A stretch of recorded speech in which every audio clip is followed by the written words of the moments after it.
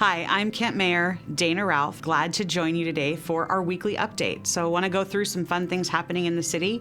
The first one is our Haunted Boo-Levard happening at Kent Station. This is a partnership with Kent Station, the City of Kent, and our Parks Department. It's a drive-through boulevard. So at the beginning, we have bags of candy for your kids, some great coupons from local businesses for the adults, and you can drive through Ramsey Way and check out all the really cool decorated trunks. So it's like trunk or treating, but COVID style. So we encourage you to come out from 3 to 6 on Halloween, have your little ones dress up. You know what? If you're the driver, dress up too. It's just a fun way to have a little bit of normal during our current situation. Another big important thing that's happening in the upcoming week is Election Day. Election Day is Tuesday. I want to encourage everyone, if you have not already, go vote. It's really important. Your voice needs to be heard. We're looking at record numbers of people voting this year, upwards of 90% in the state of Washington. That is so exciting to me that many people are exercising that right that we have as Americans.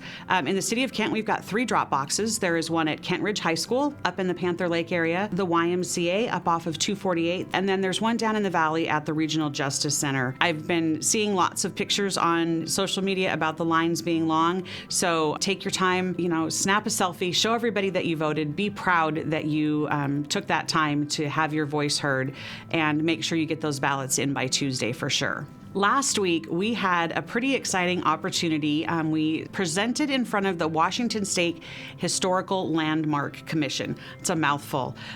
We talked to them about the Lunar Rovers that were made here in Kent 51 years ago. If you remember last year, we talked a lot about our Lunar Rovers. Boeing developed them for the Apollo missions, 15, 16, and 17. They actually went to the moon, and it's what the astronauts used to explore the surface of the moon. Those Lunar Rovers are still on the surface of the moon, and a year ago, King County recognized them with a historic landmark. This last week, the state of Washington became the 3rd state to recognize as a historic landmark an artifact that's on the moon, and it was our Lunar Rovers, like I said, built right here in Kent. We are really excited for this designation. It honors the history and the work that so many people did over 50 years ago, but our goal really is to inspire our next generation of engineers and astronauts and mechanics to know that, the sky's the limit, the moon's the limit, outer space. So many cool things can be done, and we really want to share the story of those Lunar Rovers. So proud of all the work that's been done. A perfect segue from the Lunar Rover to masks. We've got these great new masks with the Lunar Rover on them. I think they're pretty cool. We're going to be hosting several pop-up mask events around the city. The first one is November 7th at Kent Station from 12 to 2.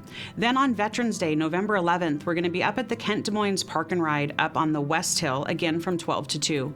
November 21st, we'll be at Morrow Meadows Park, which is right next to the new YMCA. December 5th, in conjunction with Winterfest, we'll be back at Kent Station. And then December 19th, we'll be at North Meridian Park, and that's going to be a drive-through event from 12 to 2. Want to just talk a little bit about taking care of each other and how things are going. So if you think way back to March, I can tell you, I know that I didn't think that in heading into November, heading into the holidays, we would still be in this fight with COVID. If you stop and think about the fact that it's been 9 months, it can get really discouraging. I'm talking to a lot of folks that are feeling pretty depressed or anxious about what's ahead of us. When are we going to get back to normal? What does that look like? What's it look like for our kids in school? I wish I had magic answers for all of that. I can tell you I'm having all of those same emotions. The only thing I can say that I think is helpful is just taking care of each other, show each other grace. Everybody's tempers are short. It's easy to be angry at the situation, and that turns in sometimes to anger to each other.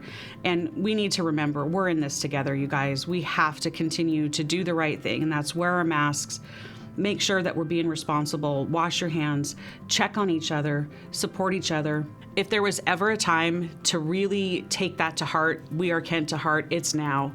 We have to support each other, take care of each other, be patient with each other. This is all uncharted territory.